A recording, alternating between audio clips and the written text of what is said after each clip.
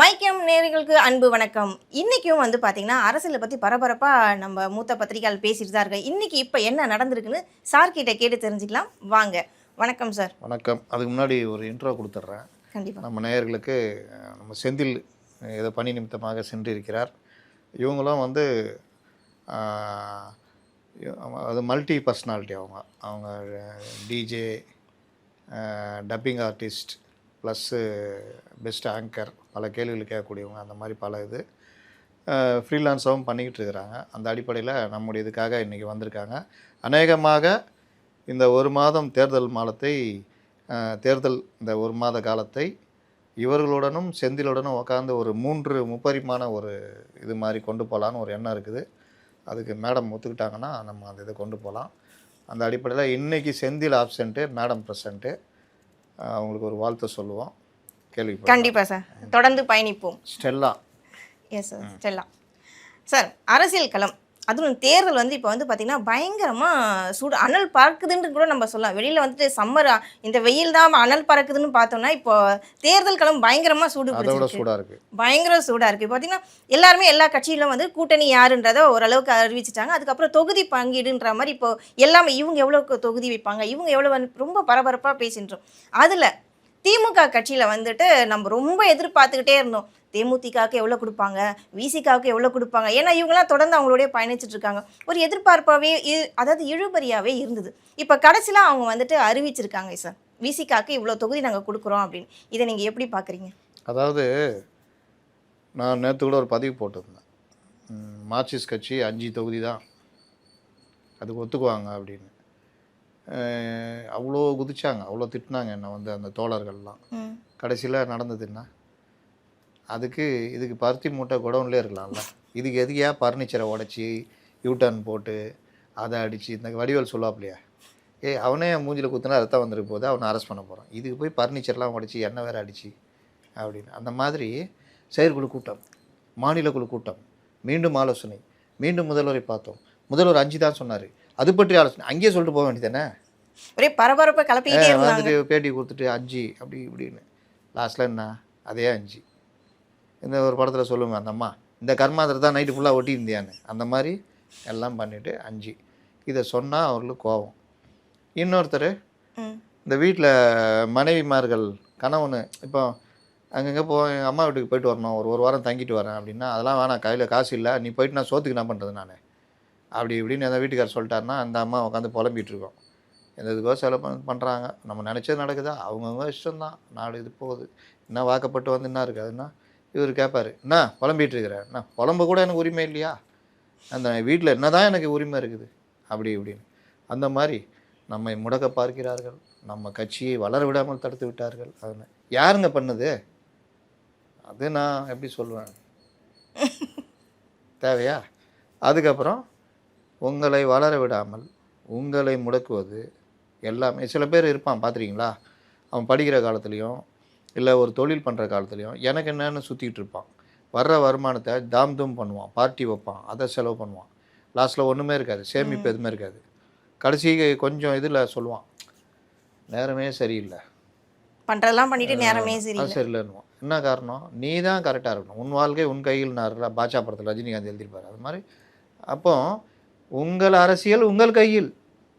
நீங்கள் என்ன பண்ணீங்க, மக்கள் நல கூட்டணி காலி பண்ணீங்க 2016. அப்போ உங்களுக்கு என்ன தெரிஞ்சிருக்கணும், நம்ம இணைஞ்சா திமுக கண்டோம். அதுக்கப்புறம் கலைஞர் இறந்தா பிறகு இவர் வராரு தலைவராக, பட்டத்து மன்னராக முடிசூட்டி கொள்கிறார். அப்போ அவருக்கு என்ன பயம் இருக்குன்னா, இந்த போரில் நம்ம ஜெயிக்க முடியுமா, தோத்துட்டா தோல்வி மன்னன். அதுலேயும் நம்ம எச்ராஜாலாம் உனக்கு எந்த காலத்துலேயும் அந்த ராசி இல்லைன்ற மாதிரிலாம் சொல்லி அது பெருசாக வைரல் ஆகிடுச்சு. அப்போ அவருக்கு ஒரு பயம் இருக்குது. ஃபஸ்ட்டு எலெக்ஷன் 2019, இதில் நம்ம ஜெயிக்கணும், என்ன பண்ணுறது, பிரிஞ்சு போனவங்களாம் கூப்பிடு அப்படின்னோன்னா இவங்களும் நம்ம ஒன்றும் இல்லாமல் போயிட்டோம், சரி கூப்பிட்டாங்கன்னா பார்ப்போம் அப்படி பார்த்துன்னே இருக்கிறாங்க. அப்படின்னோன்னு வந்துட்டாங்க, உடனே கை கவுத்திட்டீங்க, சமூக நீதி கூட்டணி அது இதுன்னு. காங்கிரஸ் உங்களுக்கு ஒரு அடையாளத்தை கொடுக்குது. பார்லிமெண்ட் எலெக்ஷனில் ராகுல் காந்தி தான் பிரதமர்னு ஊரில் எவனுமே சொல்லல, ராகுல் காந்திக்கே தெரியாது. அது இவர் சொன்னார், யார், ஸ்டாலின். தமிழ்நாட்டில் ராகுலுக்கு ஆன்டி மோடி வேவு, ராகுலுக்கு ஒரு பெரிய பேர் இருந்தது. இப்போ கண்டுபிடிச்சிட்டாங்க ராகுல் ஒன்றும் இல்லைன்னு. அப்போ அந்த பேர் இதெல்லாம் பயன்படுத்தி 38 இடங்கள் ஜெயிக்கிறாங்க. ம். அப்போ தான் ஸ்டாலினுக்கு ஒரு தெம்பு வருது. அப்போ அவர் என்ன சொல்லியிருப்பாரு, ஏய் இத்தனை நாளாக எங்கடா இருந்தீங்க, இந்த 2 பேரும் வடிவேல் சொல்லல அந்த மாதிரி இத்தனை நாளாக எங்கடா இருந்தீங்க, பரவாயில்லடா உங்களால் நான் நல்லா இருக்கேன்டா உட்றா அப்படின்னு. அடுத்து 2021 எலெக்ஷனு என்ன தலை பிரிச்சோம்லாம் அதே மாதிரி 6 2 எம்பி, ஒரு எம்பிக்கு 6 சீட்டு 12 ஓகேவா தலை அப்படின்னா 12 என்ன தலை மூஞ்சியே மாறுது, ம். அங்கே போ உள்ளே போ, இல்லை தலை பேச்சுவார்த்தை குழு நீங்கள் தான் சொன்னீங்க, உள்ளே போப்பா, என்ன தலைவர போப்பா வாப்பான்ற, நம்ம என்ன அப்படியே பழகணும், அப்படி தான் பழகணும், போ. உள்ளே போனால் 2 பேர் உக்காந்துக்கிறாங்க கடவுத்கஜன்கள், ம். ஆதவர்ஜுனா மாப்பிள்ளை, என்னங்க உங்களை எங்கேயோ பார்த்த மாதிரி இது அப்படின்னு. இல்லை இதெல்லாம் திருமாவளவன் சொன்னது, நான் சொல்லல, உக்காருங்க, சரி என்ன வெளியில் தானே பேச்சுவார்த்தைக்குள்ள, நாங்கள் தான் எங்கள் பேச்சு வார்த்தை குழு எல்லாம் சரி ஓகே சொல்கிறோம் சொன்னா இல்லை 2 எம்பி போனதோட நாங்களால் நாம் ஜெயித்தோம், நாங்கள் ஜெயித்தோம், நாங்கள் தான் உங்களுக்கு 2 எம்பி கொடுத்தோம். ஓ சரி அதான் ஒரு எம்பிக்கு 6 எம்எல்ஏ, 2 எம்பிக்கு 12 எம்எல்ஏ, கூட ஒரு 3 போட்டு 15 கொடுத்தீங்கன்னா நல்லாயிருக்கும். அவங்க எது 3 கட்சிக்குமா, என்னங்க எப்படி சொல்கிறீங்க, ஆமாம் 4 எம்எல்ஏ 4 தொகுதி தரோம், என்னங்க எப்படி சொல்கிறீங்க, நான் வந்து கலைஞர் காலத்துலேயே எப்படி சண்டை போட்டேன், அதெல்லாம் கலைஞர் காலம், அது அப்போ இது இப்போ வேணா அங்கே போய் கேட்டுக்கோ, அங்கே தான் படுத்துக்கிறாரு, ஃப்ரீயாக இருப்பார், போய் கேட்டுக்கோ பார்த்துட்டு வா. ஏங்க என்னங்க எப்படி பட்டுன்னு சொல்கிறீங்க, நாங்கள் வந்து உங்களுக்கு 4 யார் சொன்னா தெரியுமா, பீகார் சித்தப்பா பிரசாந்த் கிஷோர், நாங்கள் வந்து அவ்வளோ அநியாயக்காரங்க கிடையாது, நீங்கள் கஷ்டப்பட்டதெல்லாம் எங்களுக்கு தெரியும், இல்லைங்க நாங்கள்லாம் வந்தால் பேர் தான் தான் தெரியும்ட்டல அதோட நிறுத்திங்க, நாங்கள் வந்து ரொம்ப நல்ல ஒரு பெரிய ப்ராட் மைண்ட் 6 சீட்டு தரோம்,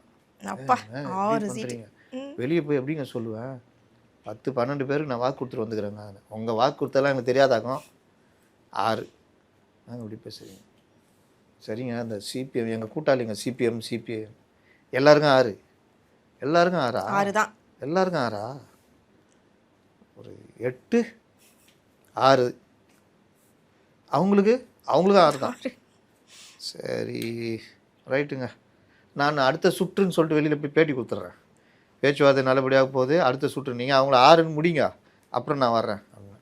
இதே தான் அவர் யார் கே பாலகிருஷ்ணன், அப்புறம் 2 எம்பி 6 12, நாங்கள் எங்கள் அப்பா காலத்தில் 21 சீட்டு கேட்டு நின்றுருக்கோம், ஹலோ இங்கே எங்கே உட்காந்துக்கிறீங்க, இல்லை பேச்சுவார்த்தைக்குள்ள உள்ளே போங்க, இந்த ஏதாவது சிவாஜி படத்தில் சொல்லுவாங்கண்ணே அந்த ரூமில் போய் ஆஃபீஸ் ரூம் போய் வெயிட் பண்ண, அந்த மாதிரி எல்லாரையும் ஆஃபீஸ் ரூம் அனுப்பிச்சு 6 முடிச்சு விட்டாங்க.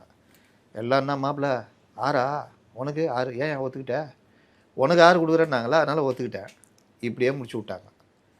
முடிஞ்சிச்சா, அடுத்து நீங்கள் என்ன பண்ணியிருக்கணும், நீங்கள் யார் ஒரு விஷயம் சொல்ல மறந்துட்டீங்களே சார், நடுவில் ஆதவர்ஜுனா ஒரு விஷயத்தை கிரியேட் பண்ணார், அதை மறந்துட்டீங்களே சொல்ல, அவர் தானே துணை முதலமைச்சர் பதவி வேணும் எங்கள் வீசி, அதெல்லாம் அப்புறங்க, அப்புறம் நான் சொல்கிறது ஆதவர்ஜுனா வீட்டோட மாப்பிள்ளை அங்கே இருந்தப்போ, அதுக்கு பிறகு இவங்க என்ன பண்ணியிருக்கணும், ஏப்பா நம்மளாம் வாப்பா மக்கள் நல கூட்டம்லாம் வாப்பா ஒரு கூட்டம், ஏப்பா ஆளுக்கு 6ன்றாங்களே என்ன அநியாயமாக இல்லை, அதுக்கப்புறம் போய் பார்ப்போம், அவர் சொல்லிட்டார் ஸ்டாலின், ஏங்க கொஞ்சம் பாருங்கள் 10 வருஷமாக ஆட்சியில் இல்லை, கொஞ்சம் நீங்களாம் குறைச்சாதான் நாங்கள் வந்து இது பண்ண முடியும், காங்கிரஸை குறைச்சிட்டோம் அப்படி இப்படின்னு.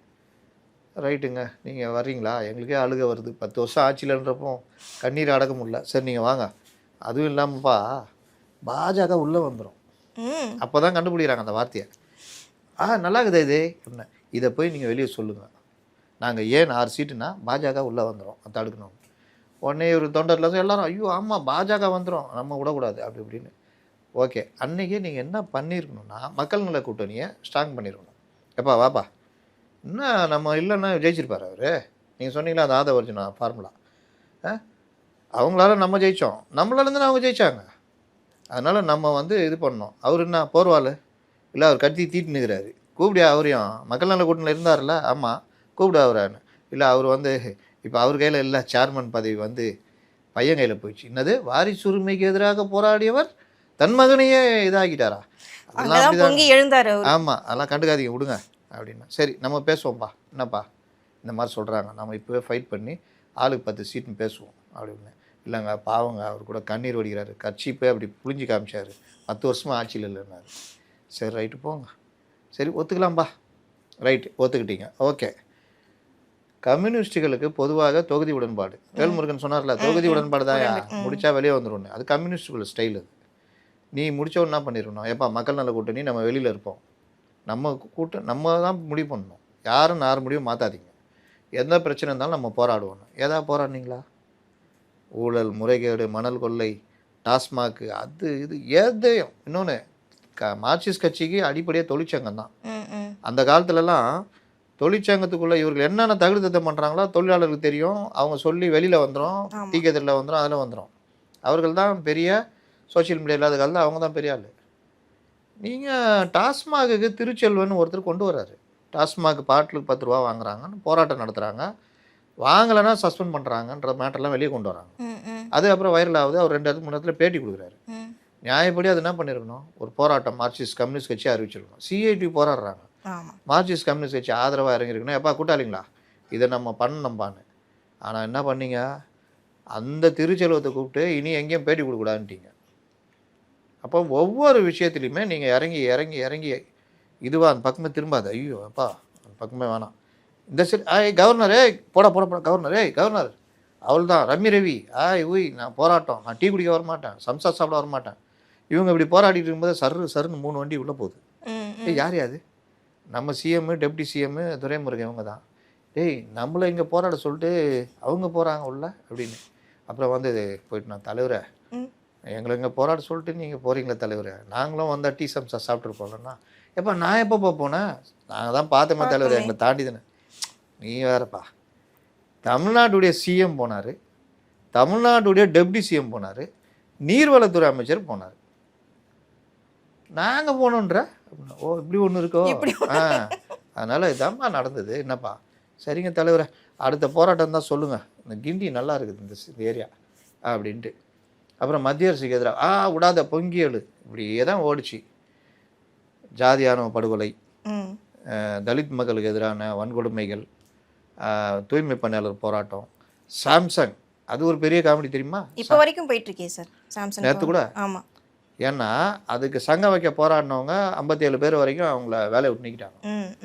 நீங்கள் சங்கம் வைக்கிறேன்னு சொல்லிட்டு இது பண்ணீங்க, அதில் தான் மக்கள் நல கூட்டணி சேர்ந்தாங்க, ஒன்று சேர்ந்தாங்க. சேர்ந்துட்டு எப்படி சேர்றாங்க பாருங்கள், சாம்சங் போராட்டம், அங்கே வந்து பேச்சுவார்த்தை, யார் பார்த்தா எதிரில் டிஆர்பி ராஜா உட்காந்துருக்காரு நிர்வாகத்துக்கு ஆதரவாக, சங்கமே அமைக்க விட மாட்டோன்னு இவங்க போராடுறாங்க. அப்புறம் பண்ணீங்கப்பா பார்த்து போராட்டம் பண்ணுங்கன்னு வந்துட்டாப்ல கே பாலகிருஷ்ணன். இவர் ஃபோன் அடிக்கிறார், யார், திருமாவளவன், எங்கே இருக்கீங்க பங்கு, இங்கே தான் பங்கு ஆஃபீஸில் தாங்கிறேன், பாப்பங்க சிஎம் பார்த்துட்டு வரலாம், எதுக்கு, முத்தரசன் வரேன்னா, அவரும் வரேன்ட்டார், சரி எதுக்கு, நன்றி சொல்லுவான், எதுக்கு, சங்கம் அமைச்சு கொடுத்தாருல, அதுக்கு சங்கம் அமைச்சு கொடுத்தாரா, எப்போ கொடுத்தாரு, நாளைக்கு வந்துடும்பா, நம்ம முன்கூட்டியே போயிடுவோம், இப்போ தான் சிஎம் ஃப்ரீயாகிறார், போய் நன்றி சொல்கிறாங்க. இது இன்னொன்று மறந்துட்டீங்களே, துப்புரவு பணியாளர் 100 நாட்களுக்கு மேலே போராட்டம் நைட்டில் போயிட்டுல பார்த்துட்டு வந்தார் அவங்கள. தூய்மை பணியாளர் போராட்டத்தில் இவர்கள் அவர்களோட நின்றுக்கணும். இவங்களுக்கு என்ன பிரச்சனைனா, என்ன பங்கு ஒரே போராட்டம் பெருசாக போகுது, நம்மளுக்கு ஏதாவது ஆகிடும், சரிவா சும்மா போய் ஒரு விசிட்டு, சடங்கு பூர்வமாக ஒரு விசிட்டு. இப்போ வேங்கை வயல்னா நடந்தது, ஒரு ஆர்ப்பாட்டம், அவ்வளோதான். அந்த மாதிரி போய் பார்த்துட்டு கவலைப்படாதீங்க எல்லாம் பண்ணிங்க. ஒரு சின்னவர் இருக்கிறாரு, முதல்வர் கூலி படம் பார்த்துனுங்கிறாப்புல, அது பார்த்த உடனே அவர் அப்படியே பொங்கிடுவார். சொன்னார்ல ஒருத்தர் காங்கிரஸ்காரு அந்த இதில் டிபேட்டில், கூலி படம் பார்த்தா அப்புறம் தான் அவர் நினச்சிட்டாரு கூலினா கூலி வேறு போராட்ட படம் நினச்சிங்கனாப்புல. இங்கே ரஜினி ஒரு 10 கொலை 15 கொலை பண்ணிகிட்டு இருப்பாப்புல, இவர் கூலி படம் பார்த்தா தலைவர் இது பண்ணார். அப்போ அந்த போராட்டத்துக்கு சடங்கு. அப்போது ஒவ்வொரு விஷயத்துலையும் மக்கள் பக்கம் நிற்காமல் உங்கள் சுயநலத்தின் பக்கம் நின்னதும், 4 மாடு கதை தெரியும்ல, சிங்கம் வந்து 4 மாடு அடிக்க பார்க்கும், 4 மாடை முட்டி தொல்லிடும், சிங்கம் வேறு வழி இல்லாமல் நரிக்கிட்ட உதவி கேட்டோன்னு நரி 4 மாடையும் ஸ்ப்ளிட் பண்ணி விட்ரும். அப்போ ஒவ்வொரு மாடு அடிக்கும்போது மற்ற 3 மாடு கண்டுக்காது, சிங்கத்துக்கு இறை ஈஸியாக கிடச்சிரும். அந்த மாதிரி நீங்கள் 4 பேர் 4 மாடு மாதிரி இருந்தீங்க, உங்களை பிரிக்கிற வேலையை பண்ணிட்டாங்க.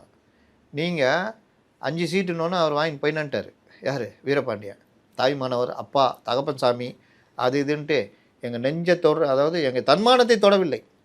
அப்புறம் வந்து முக்கியமான விஷயம், பாஜக உள்ளே வந்துடும், அதுதான் மெயின். இங்கே அது போயிட்டாப்புல இவர் 6 சீட்டு கேட்டு கூட்டம் போட்ட இவர்.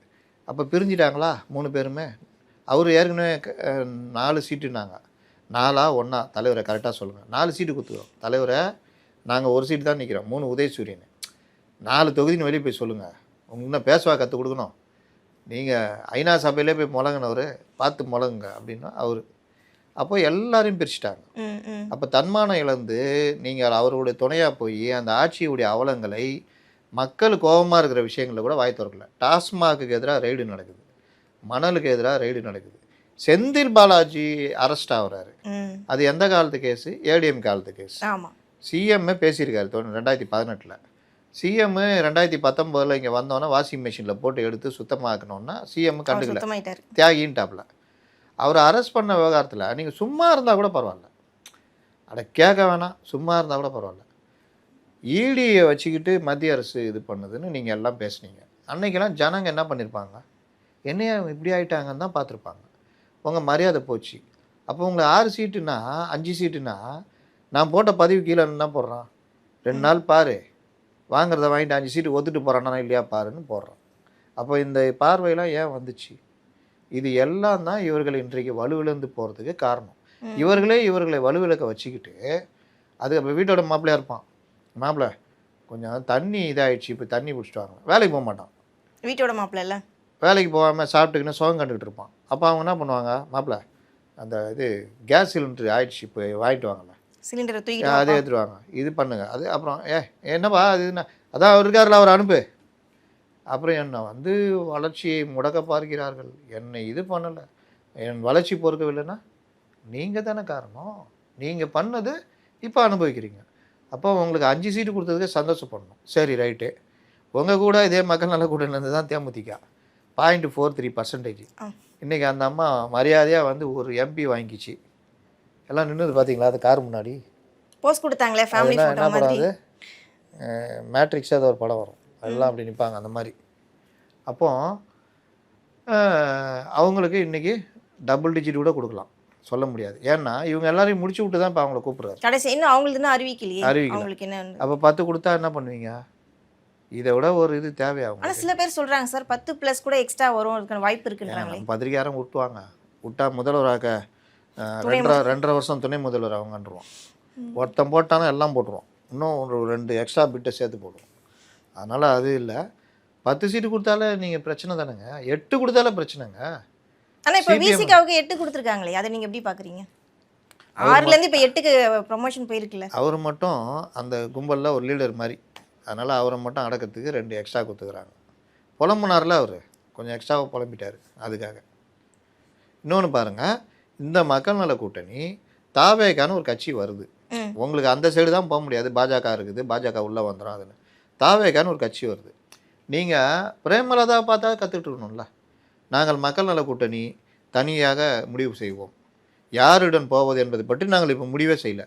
நாங்கள் என்ன முடிவெடுக்க போகிறோம் என்பதை அது சம்பந்தமான முடிவெடுத்து அந்த முடிவை உங்களுக்கு தெரிவிப்பதற்கு ஒரு நல்ல முடிவாக முடிவெடுத்து அந்த முடிவை உங்களுக்கு நாங்கள் முடிவாக தெரிவிப்போம் அப்படின்னா சார். இந்த ஒரு படத்தில் பார்த்திபன் சொல்லுவாப்புல, என் மனசுக்குள்ளே பொண்ணு, அந்த பொண்ணு மனசுக்குள்ளே ஒரு காதல், அந்த காதலுக்குள்ளே நான், அதுக்குள்ளே ஒரு இதுன்னுவாப்புல. வடிவேல்கிட்ட சொல்லிட்டு இதை யார்ட்டையும் சொல்லாதுன்னுவாப்புல. வடிவேல் ஒரு மாதிரி ஆடுவாப்புல, உலகத்திலேயே எவனுமே இதை சொல்ல முடியாதுன்ட்டு போயிடுவாப்புல. அந்த மாதிரி அவங்க என்ன சொன்னாங்க, இவங்க பிரேமலதா ஒரு முடிவெடுத்து அந்த முடிவு சம்மந்தமாக நாங்கள் முடிவெடுத்து அது சம்மந்தமாக பேசி அந்த முடிவை உங்களிடம் சொல்வதற்கான முடிவெடுத்து அந்த முடிவை நாங்கள் முடிவாக நாங்கள் தெரிவிப்போம் ஜனவரி 9ன்னு. எத்தனை முடிவு அப்படின்னு ஆயிடுச்சு. லாஸ்ட்டில் அவங்க இஷ்டத்துக்கு தான் பிப்ரவரி எண்டு வரைக்கும் இழுத்துட்டு வந்தாங்க. அந்த மாதிரி நீ பண்ணியிருந்தா நாங்கள் முடிவெடுத்து அந்த முடிவை சொல்வது சம்மந்தமான முடிவாக கூடி பேசி இவங்க 4 பேர், அதனால் இன்னும் 20 முடிவு சொல்லலாம்.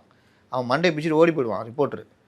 அப்படிலாம் பண்ணியிருந்தீங்கன்னா எங்கள் இதுக்கு 40 தொகுதி வேணுங்க, 4 கட்சி கூட்டணி 40 தொகுதி. ஏழை அடுக்க போவாங்க வியாபாரிங்க. எவ்வளோ சொல்கிறான்? ஆமாம் 15,000 ரூபா போட்டிருக்கான். எவ்வளோ தேரும்? 1 லட்ச ரூபா வரும். 1 லட்ச ரூபா ஒன்று அவன் ஏழை தேத்தாதீங்க என்ன, நம்ம எல்லாம் பேசி 30,000 ரூபா கொடுப்போம். அதுக்கு மேலே எவனும் ஏழை தேர்த்தக்கூடாது. அவன் 10,000 ஒரு தரம், 15,000 ஒரு தரம் அப்படி இப்படி கேட்டு 30,000 நிற்கும். அதுக்கு மேலே எவனும் கேட்க மாட்டான், கம்முன்னு இருப்பான்.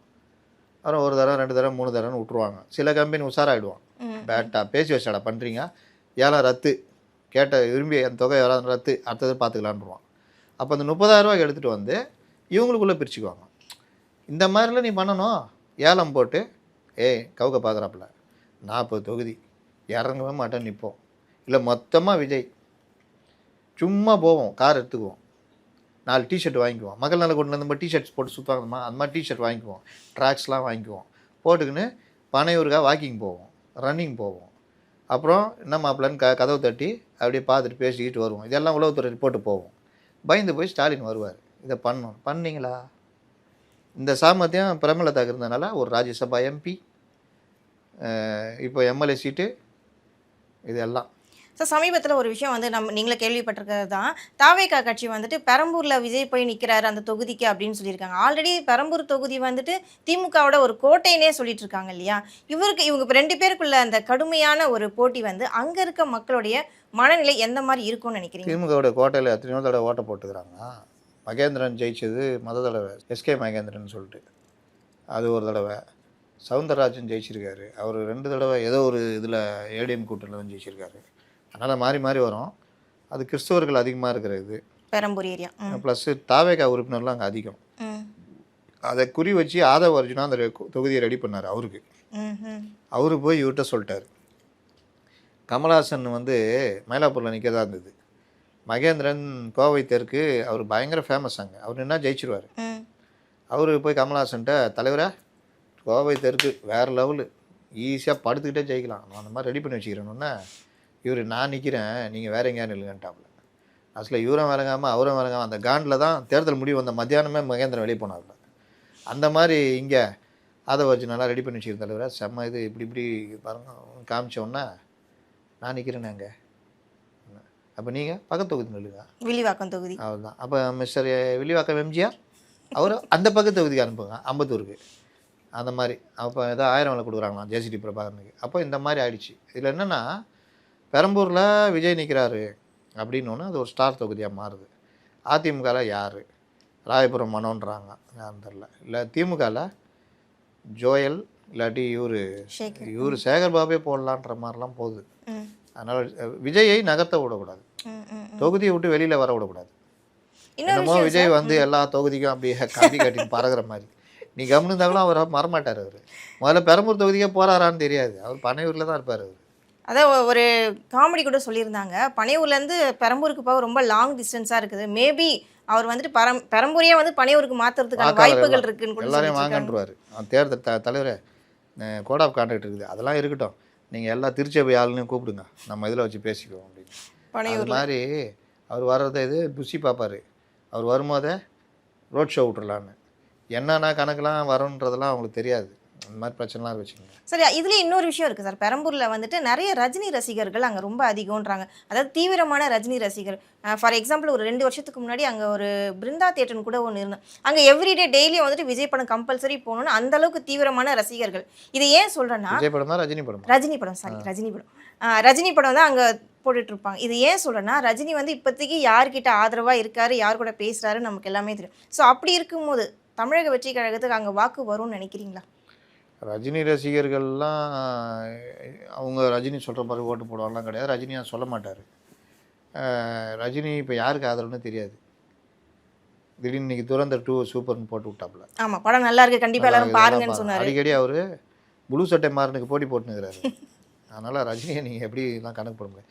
ஒரு பையன் நல்லா படம் எடுத்துட்டானா அவனை கூப்பிட்றதுங்க, வா நான் படம் பார்த்தேன் அப்படின்ட்டு அவ்வளோ ஃப்ரீயாகிறாரு. நல்லா பண்ணிக்கிறப்பா, ஒரு கதை ரெடி பண்ணிட்டு வானோன்னா அவன் அப்படியே நெல்சன் ரேஞ்சுக்கு, அவன் லோகேஷ் கனகரா ரேஞ்சுக்கு போகிறான். அதுக்கப்புறம் அவ்வளோதான். இந்த மாதிரி எல்லாத்தையும் சொல்லி வச்சு அப்புறம் அவன் இண்டஸ்ட்ரியில் பாராட்டுறது நான் தப்பு இல்லையே சார். அதான் கதை எதுக்கு ரெடி பண்ண சொல்கிறீங்க? அவன் போயிட்டு ஒரு 4 பேர்ட்ட ரகசியமாக கதை சொல்லிக்கிறாப்புல தாரையோ, இண்டஸ்ட்ரி ஃபுல்லாக எல்லாத்தையும் கேட்டுக்கிறாப்புல அவர் அப்படின்னு. ஆனால் அங்கே உள்ளே போகிறதுக்கு அந்த இவர் இசையமைப்பாளர் அனிருத் மூலிமா போனால் தான் உண்டு அப்படின்னு. அப்படி தானே நெல்சன்லாம் வந்து ரைட்டு. ரஜினி நடித்தா யார் எடுத்தாலும் ஓடும், எந்த டைரக்டர் பண்ணாலும். அதனால் அது ஒரு மேட்ரு இல்லை. அவர் சொல்லி இல்லைலாம் அதெல்லாம் கிடையாது. பெரம்பூர் தொகுதி விஜய் நின்று கண்டெஸ்ட் பண்ணி நல்லா ஒர்க் பண்ணால் விஜய் ஜெயிக்கிறதுக்கு வாய்ப்பு இருக்குது. ஏன்னா விஜய்க்குன்னு ஒரு இது இருக்கும்ல, எல்லாரும் போடுவான் நம்ம தொகுதி வேட்பாளர் அப்படின்னு. அடிக்கடி பார்க்கலாம், போயா நீ வேறு, அவங்க ஆளுங்களே பார்க்கல, நீ வேறு அடிக்கடி பார்ப்பையாகும் அப்படின்னு நினச்சி அதனால் அது வந்து ஸ்டார் தொகுதியாக மாறும். இப்போ நிறைய பேருக்கு பேச ஆரம்பிச்சிட்டாங்க. என்னன்னா எலெக்ஷன் டேட்டை அறிவிச்சிட்டாங்க. ஒவ்வொரு கட்சியும் வந்துட்டு ஒவ்வொரு தொகுதியில போயிட்டு பிரச்சாரம் ஆரம்பிச்சுட்டாங்கன்னு நம்ம எல்லாம் பார்த்துட்டோம். அப்படி இருக்கும்போது தாவேகா தலைவர் விஜய் மட்டும் ஏன் இன்னும் வெளியில வரல? இங்க வெளியில வராம அவங்க வேற ஒரு வெளியில போயிட்டு இருக்காருன்ற மாதிரி பேசிட்டு இருக்காங்களே சார். இதுக்கு முன்னாடி வெளியே வந்தாரா? இந்த மாசத்துல ஒரு நாள் எங்கேயோ முன்ன பொதுக்கூட்டம் ஒரு இது இப்போ ஒரு இதெல்லாம் கிடையாது. முன்னாடி எப்படி இருந்தோம்? அப்படியே தான் இப்பயும். ஆமாம், இப்போ வந்தோம். எப்போ அதில் வெளியே வந்தோம். இப்போ கூட என்ன பண்ண போகிறாரு, எல்லா வேட்பாளரையும் நிற்க வச்சு ஒரு ஃபோட்டோ எடுத்து இந்த ஃபோட்டோவை போஸ்டாக போட்டு ஓட்டிக்கோ. என்னங்க விஜய் வரலையா? விஜய் வரனா ஏதாவது ஒரு வீட்டில் போய் கூப்பிடு, அந்த வீட்டில் விஜய்க்கிறான், அவனை கூப்பிட்டு பிரச்சாரத்துக்கு போ. ஒவ்வொரு வீட்லயும் ஒவ்வொரு ஒவ்வொரு வீட்டில் ஒரு விஜய்க்கிறான்ல, நீயே விஜய் தாயா அப்படின்னு. என்னன்னா தலைவர் என்னமோ சொல்கிறீங்க, ஒன்றுமே புரியல, சரி பார்க்குறேன் அப்படின்னு. அப்போ இதுதான் மேட்ரு. அவர் இது ஆனால் மற்ற வேலைகள்லாம் ஜரூராக நடக்குது. 234 தொகுதிக்கும் வேட்பாளர் ரெடி பண்ணி எப்படி பண்ணாங்களாம் கேட்காதீங்க. சார். அதுதான் சார் இன்னும் ஹைலைட் நீங்க சொல்லணும் சார். அதுதான் 234 தொகுதிக்கும் ஒவ்வொரு வேட்பாளரும் செலக்ட் பண்ணுறதுக்கு முன்னாடி எல்லாருமே என்ன பண்ணுவாங்க, அவங்களுடைய பேக்ரவுண்ட், ஃபேமிலி பேக்ரவுண்ட் டீட்டெயில்ஸ்லாம் கலெக்ட் பண்ணுவாங்க. ஆனால் இவங்க கொஞ்சம் வித்தியாசமாக போயிட்டு வந்துட்டு அவங்களுடைய ஜாதகத்தெல்லாம் கலெக்ட் பண்ணி அதுலேருந்து செலக்ட் பண்ணுறேன்னாங்களே சார், இது எந்த அளவுக்கு உண்மைன்னு நினைக்கிறீங்க? அது 100% உண்மை. புஷியை பொறுத்த வரைக்கும் அந்த வேலை அவருக்கு அதிலெல்லாம் ரொம்ப தீவிர இது உண்டு. ஆனால் இந்த தடவை தொகுதி வேட்பாளர் செலக்டில் புஷியை பின்னுக்கு தள்ளி சிடி நிர்மல்குமார், ஜான், இதில் ஜாதகத்துக்கே சம்மந்தம் இல்லாத இதெல்லாம் போய்கிட்டு இருக்குது, வேறு சில விஷயங்கள். ஆக மொத்தத்தில் இந்த மாதிரி இது ஆட்களால் சுற்றி வளைக்கப்பட்டுள்ளது தாவேகா. இவர்கள் வந்து வேட்பாளர் கட்சிக்காரன் இருக்கணும் அப்படின்றத தாண்டி கட்சிக்காரன் இல்லை, இவங்க கேட்குற தொகை அவனால் கொடுக்க முடியல. அப்போ ஆளை பிடின்றாங்க. ஆளை பிடிச்சி கிடிச்சி காங்கிரஸ் வந்து ஒரு 10 பேர் தூக்கிட்டு இருக்கிறாங்க. நேற்று ஒரு 3 பேர் தெரிப்பான ஆள், சரி பேர் சொன்னால் பாவம் அவங்களுக்கும் சங்கடம். 10 பேர் ரெடி பண்ணி அவங்களுடைய அஃபிடவிட்லாம் வாங்கி அவங்களே அறிவிக்க போகிறாங்க. அதே மாதிரி பாஜகலேருந்து ஏடிஎம்லேருந்து தான் சொல்கிறாங்க. அதே மாதிரி பாண்டிச்சேரியிலையும் பண்ணியிருக்காங்க. இது எல்லாம் பண்ணுறாங்க. 30 தொகுதியிலும் இப்போயே ஆல்ரெடி பண்ணிட்டேன்னு சொல்லியிருக்காங்களே சார். 30 அறிவிச்சிட்டாங்களே. அறிவிச்சுலாம் நேற்று வேட்புமனு தாக்கல் இறுதி நாள் முடிச்சிட்டாங்க. இப்போ இது என்ன விஷயம்னா, இப்போ காங்கிரஸ் வந்து 10 பேர் கூப்பிட்டு வரீங்க. அவன் ஜெயிச்சாலும் தோத்தாலும் நாளைக்கு உங்கள் கட்சியில் விசுவாசமாக இருப்பானான்னு பார்த்தீங்கன்னா எப்படி இருப்பான்? இதே விஜய் ரசிகர்களுக்கு நீங்கள் கொடுத்தீங்கன்னா விசுவாசமாக இருப்பான், தலைவருக்கு நான் துரோகம் பண்ண மாட்டேன்னு.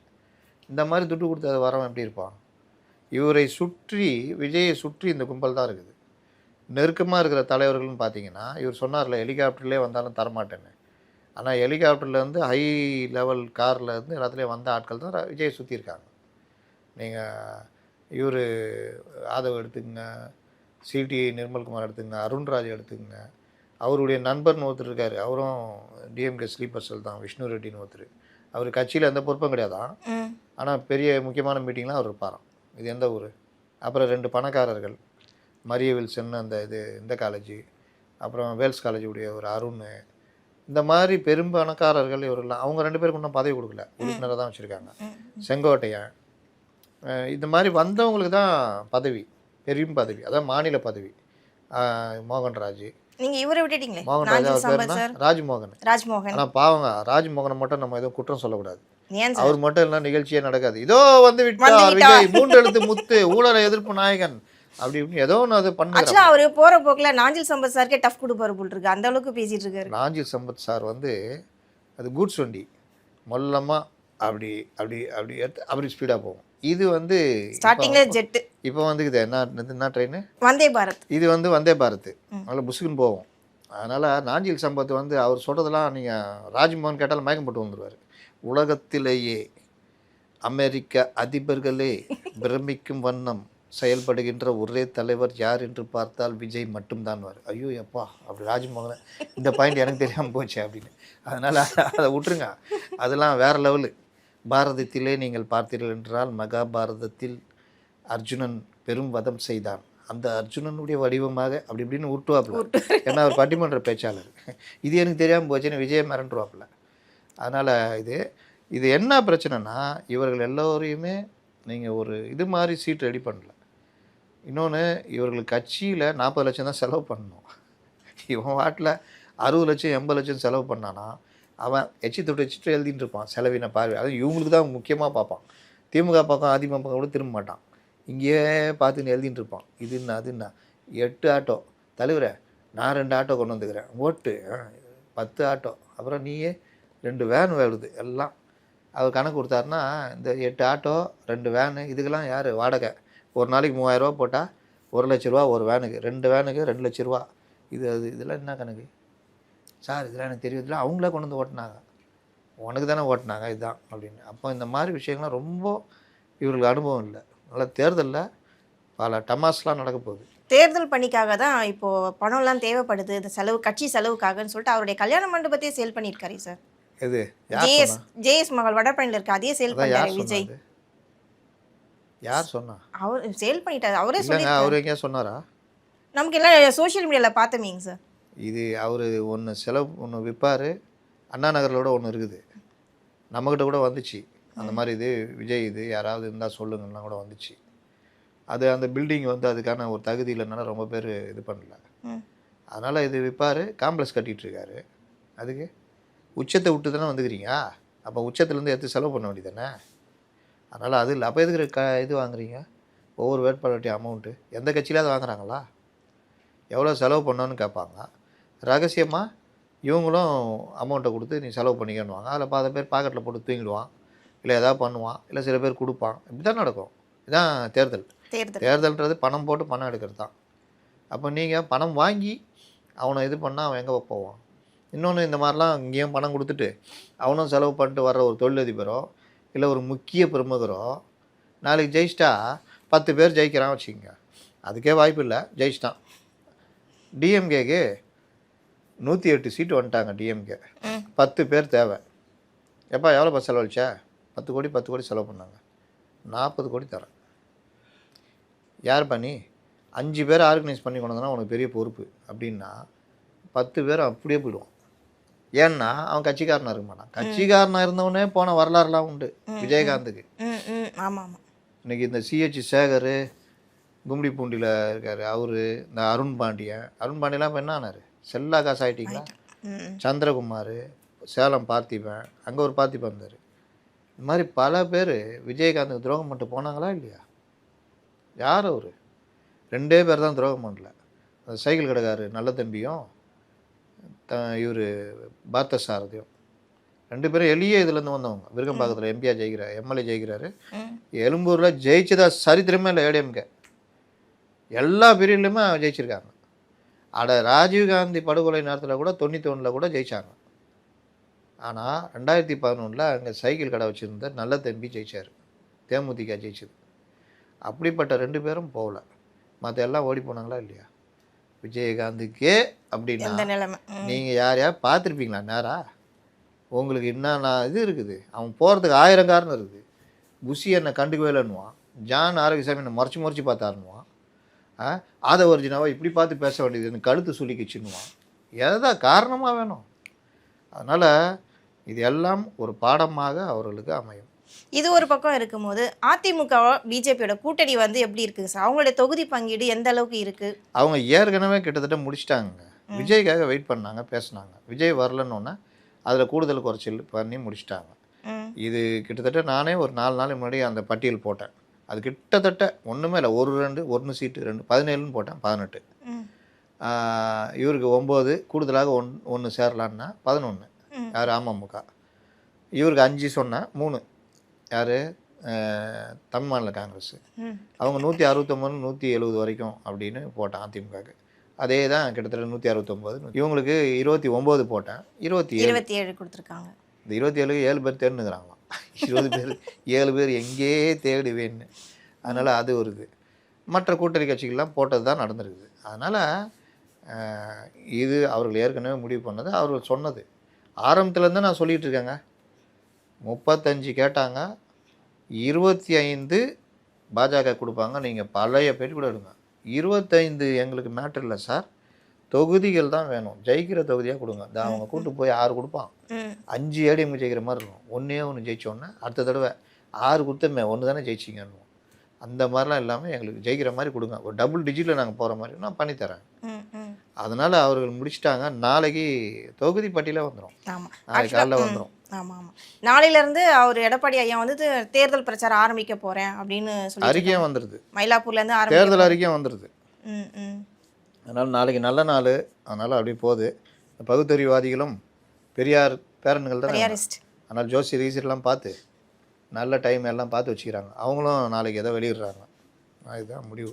இன்னொரு விஷயம் சார், இப்போ இதே தொகுதியில வந்துட்டு பார்த்தீங்கன்னா, எடப்பாடியாரா வந்துட்டு இதுக்கு முன்னாடி ஒரு 1 வருஷத்துக்கு முன்னாடி வந்து எங்க கூட்டணியில வந்துட்டு பிரம்மாண்டமான கட்சிய சேர்ந்தவங்கலாம் வருவாங்கன்னு சொன்னாங்க. ஆனா, அவர் சொன்ன மாரி எந்த பிரம்மாண்டமான கூட்டணி கட்சியுமே எதுவுமே உள்ள வந்தா மாரியே தெரியலையே! தாவேகா வச்சு தாங்க சொன்னாங்க. தாவேகா அவங்களுக்கு அவங்களே குழி தோண்டியிருந்தாங்க. என்ன பண்ண முடியும்? தாவேகா கடைசி நிமிஷம் வரைக்கும் பேசியிருந்தாங்க. இந்த டெல்லி போனாரு, இங்கே ஒரு கூட்டம் நடத்தி தானே போனார். என்ன அது அஜெண்டா, கூட்டத்தோட அஜெண்டா? கூட்டணிக்குள்ளே போகலாமா? என்ன பண்ணலாம்? ஏங்க கூட்டணி தாங்க போனோம், ஆளே இல்லைங்க இங்கே, போய் தாங்க ஆகணும்னாங்க. அப்போ அது வரைக்குமே கூட்டணி பேச்சுவார்த்தை ஆகுது. அப்புறம் அவங்களா முடிச்சுக்கிட்டாங்க. அதனால் அவங்க விட்டுட்டாங்க. தேர்தல் இதெல்லாம் சகஜங்க, ஜகஜம். அதனால் அடுத்த இதுக்கு போயிடுவோம். அடுத்த பரபரப்பு எப்போ சார் உங்கள் வாயிலாந்து நீங்கள் சொல்ல போகிறீங்க? நீங்கள் சொல்கிறதெல்லாம் கிட்டத்தட்ட அப்படியே சக்ஸஸ் ஆகிட்டே அது நடந்துக்கிட்டே இருக்குது. எந்த மேட்ரு? தேர்தலை பற்றி தான், ஒவ்வொரு கட்சியை பற்றி நீங்கள் சொல்லிட்டு இருக்கீங்க. நமக்கு எல்லா இடத்துலையுமே ஆள் இருக்காங்க.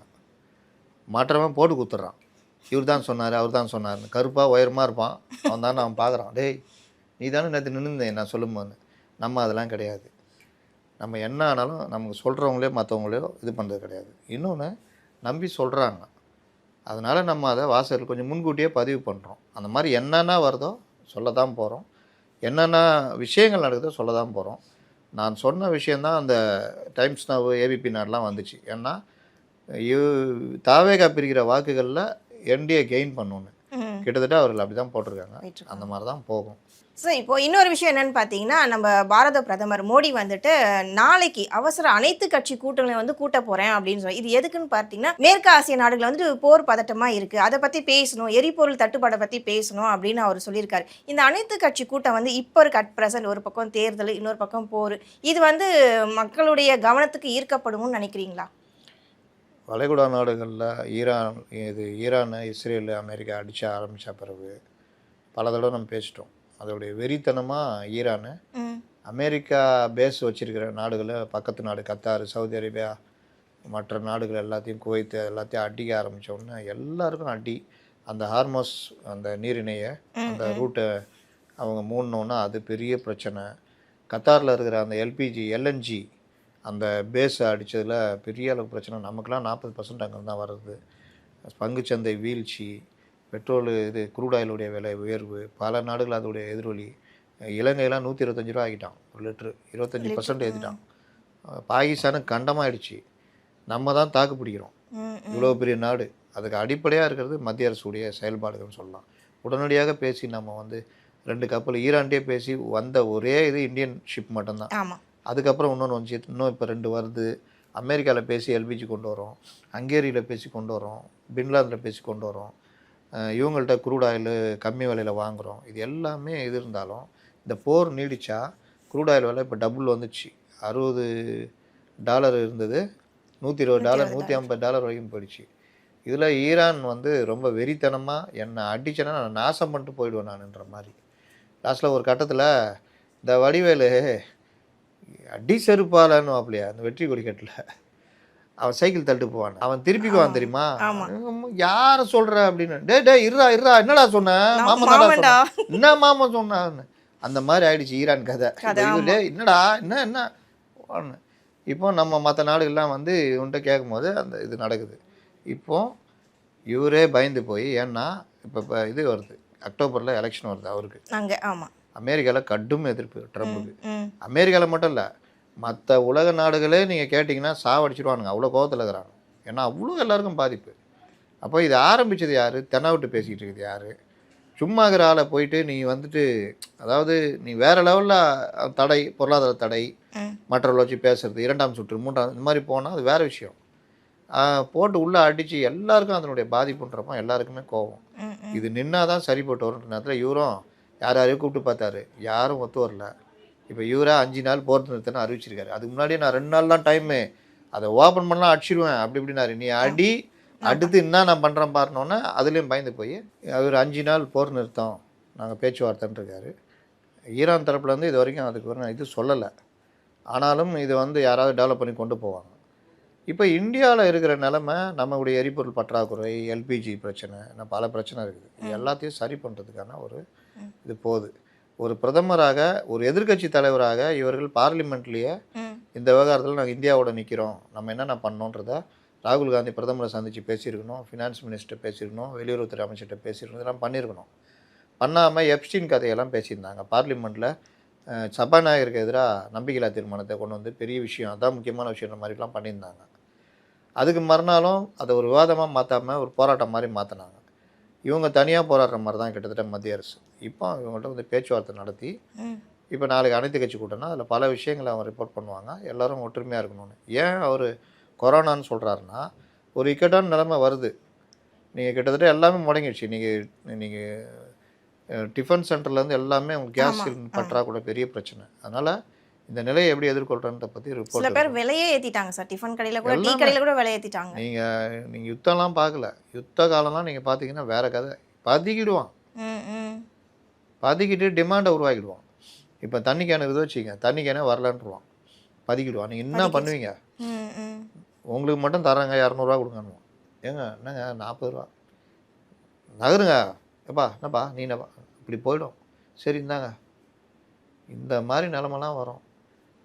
நீங்கள் எதை பதுக்குவான்னு தெரியாது. இந்த மாதிரி காலத்தெல்லாம் நம்ம கடந்து வந்திருக்கோம். நம்ம பார்க்கல, ஒருவேளை பார்த்தாலும் பார்த்துருவோம். அதனால் பேனிக் ஒரு பக்கம் உருவாகும். இந்த பெட்ரோல் டீசல் கிடையாது உருவாக்கி விட்டாங்களா, எல்லாம் போய் கடந்தாங்க. கேன்ல கூட பிடிச்சிட்டு வந்திருந்தாங்க. இப்போ குடம் தண்ணி குடிக்கிற அந்த கேன் இப்போ எப்படி இருக்குது பெட்ரோல் பங்கு? அடிக்குதா? இதான் நிலமை. இந்த மாதிரி பேனிக் ஆகி தான் 2 லட்சம் 3 லட்சம்னு புக் பண்ணுறது கேஸு. அப்போ அவன் யாருக்கு அனுப்ப முடியும்? நீங்கள் புக் பண்ண ஒரு கரெக்டான நாளாக தப்பான அவன் எப்படி கண்டுபிடிக்க முடியும்? இந்த மாதிரி பிரச்சனைலாம் இருக்குது. அதனால் ஒரு முடிவுக்கு வருவோம், நம்புவோம், பார்ப்போம்.